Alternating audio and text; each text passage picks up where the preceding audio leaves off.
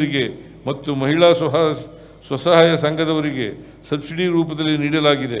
ಹೊರ ರಾಜ್ಯ ಸೇರಿದಂತೆ ವಿದೇಶಗಳಿಗೆ ಸಹ ಮಾರುಕಟ್ಟೆಯನ್ನು ವಿಸ್ತರಿಸಲು ಆನ್ಲೈನ್ ಮುಖಾಂತರ ವೇದಿಕೆ ಸೃಜಿಸಲಾಗಿದೆ.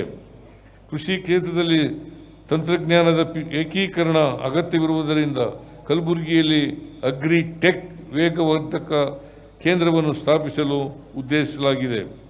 ಕೊಪ್ಪಳ ಜಿಲ್ಲೆಯ ಕನಕಗಿರಿ ವಿಧಾನಸಭಾ ಕ್ಷೇತ್ರದ ವ್ಯಾಪ್ತಿಯಲ್ಲಿ ತೋಟಗಾರಿಕೆ ಟೆಕ್ ಪಾರ್ಕಿನ ಅಭಿವೃದ್ಧಿಗಾಗಿ 8.05 ಕೋಟಿ ರು ಅನುದಾನವನ್ನು ಒದಗಿಸಲಾಗಿದೆ.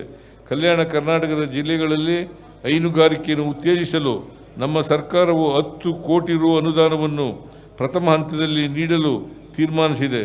ಕಲಬುರಗಿ, ಬೀದರ್ ಮತ್ತು ಯಾದಗಿರಿ ಜಿಲ್ಲೆಗಳ ಸಹಕಾರಿ ಹಾಲು ಉತ್ಪಾದಕರ ಸಂಘಗಳ ಒಕ್ಕೂಟ ನಿಗಮದಿಂದ ಆಧುನೀಕೃತ ಡೈರಿ ಯೋಜನೆಯಡಿ ಕಲಬುರಗಿಯಲ್ಲಿ 50 ಕೋಟಿ ರು ವೆಚ್ಚದಲ್ಲಿ ಮೆಗಾ ಡೈರಿ ಸ್ಥಾಪಿಸಲಾಗುತ್ತಿದೆ. ಇದರಿಂದ ಈ ಪ್ರದೇಶದ 3 ಜಿಲ್ಲೆಗಳ 25,000 ಕೃಷಿ ಕುಟುಂಬಗಳ 1.5 ಲಕ್ಷ ಜನರಿಗೆ ಅನುಕೂಲವಾಗುವ ನಿರೀಕ್ಷೆ ಇದೆ. ಕಲಬುರಗಿ ಜಿಲ್ಲೆಯ ಚಿತ್ತಾಪುರ ತಾಲೂಕಿನ ಕೆರೆ ತುಂಬಿಸುವ ಕಾಮಗಾರಿ, ಜೇವರ್ಗಿ ತಾಲೂಕಿನ ಬಾಂದಾರ ನಿರ್ಮಾಣ ಕಾಮಗಾರಿ, ಸೇಡಂ ತಾಲೂಕಿನ ಕಾಚೂರು ಗ್ರಾಮದ ಹತ್ತಿರ ಏತ ನೀರಾವರಿ ಯೋಜನೆ, ರಾಯಚೂರು ಜಿಲ್ಲೆ ಮಾನ್ವಿ ತಾಲೂಕಿನ ಕುರುಡಿ ಕೆರೆ ತುಂಬಿಸುವ ಕಾಮಗಾರಿಗಳಿಗೆ ಒಟ್ಟು 480 ಕೋಟಿ ರೂಪಾಯಿಗಳ ಅನುದಾನವನ್ನು ಒದಗಿಸಲಾಗಿದೆ.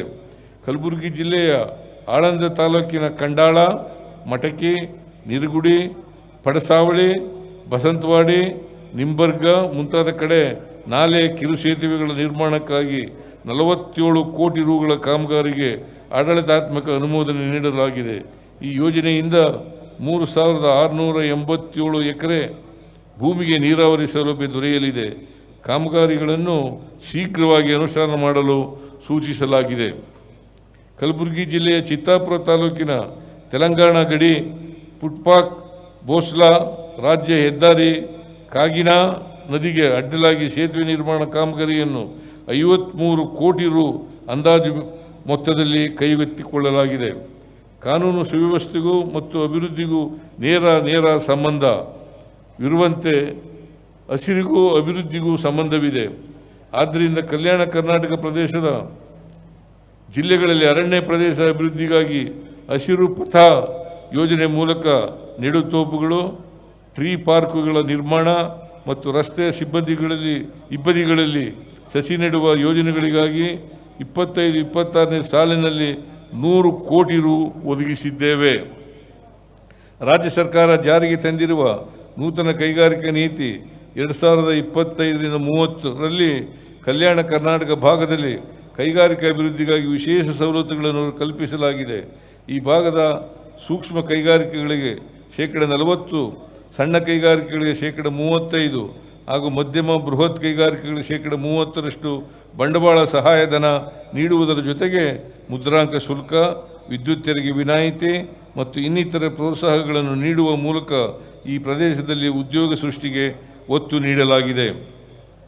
ಕಲಬುರಗಿಯ ನಂದೂರ ಕೆಸರಟಗಿ ಕೈಗಾರಿಕಾ ಪ್ರದೇಶ 2ನೇ ಹಂತದಲ್ಲಿ trade infrastructure for export scheme ರಡಿ 17 ಕೋಟಿ ರು ವೆಚ್ಚದಲ್ಲಿ 6.5 ಎಕರೆಗಳಲ್ಲಿ ಪ್ಲಗ್ ಆ್ಯಂಡ್ ಪ್ಲೇ ಕಟ್ಟಡ ನಿರ್ಮಾಣ, 37 ಎಕರೆಗಳಲ್ಲಿ ವಿದ್ಯುನ್ಮಾನ ಉತ್ಪನ್ನಗಳ ತಯಾರಿಕಾ ಕೈಗಾರಿಕೆ, 49 ಎಕರೆಗಳಲ್ಲಿ ರಾಸಾಯನಿಕ ಮತ್ತು ಅನಿಲ ಕೈಗಾರಿಕೆಗಳು, 5.5 ಎಕರೆಗಳಲ್ಲಿ ಫುಡ್ ಪಾರ್ಕ್, 5 ಎಕರೆಗಳಲ್ಲಿ ಸುಸ್ಥಿರ ಪಾರ್ಕ್ಗಳನ್ನು ಸ್ಥಾಪಿಸಲಾಗುತ್ತಿದೆ.